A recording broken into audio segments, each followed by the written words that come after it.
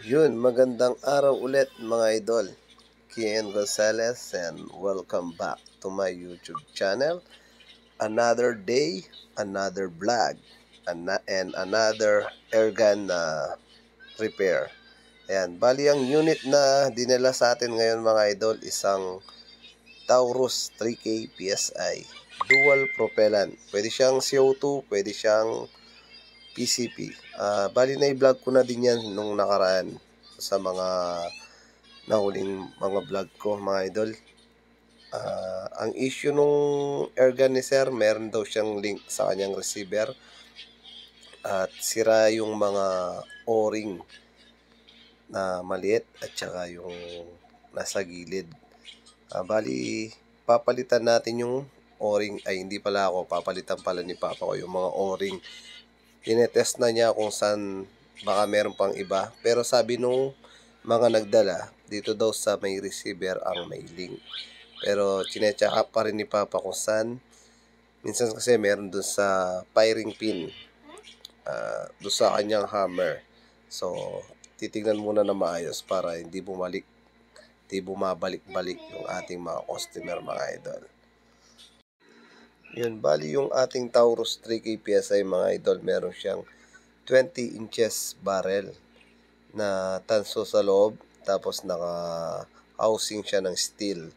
Baka may magtanong sa inyo mga idol, hindi siya purong steel yung ating 3K PSI. Tanso po siya sa loob, tapos steel po siya sa labas.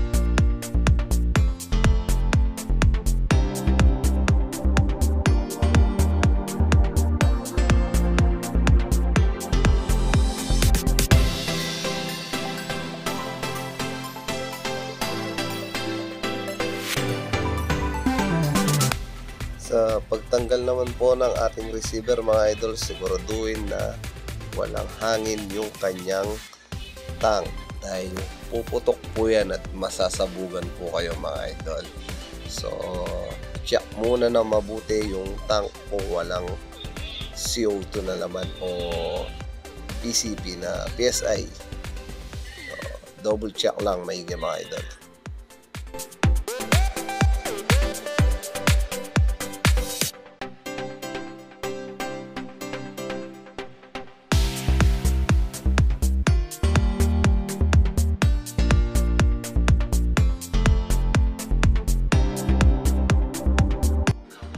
At dahil nga naka-steady lang yung ating camera dito sa gilid mga idol, masyado maigpit yung kanyang receiver, kaya ginamitan ni papa ko ng gato. Inipit niya sa gato tapos pinihit niya ng vice grip kasi medyo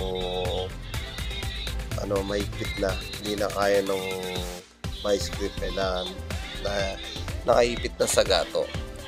Natanggal na niya yung yung receiver niya.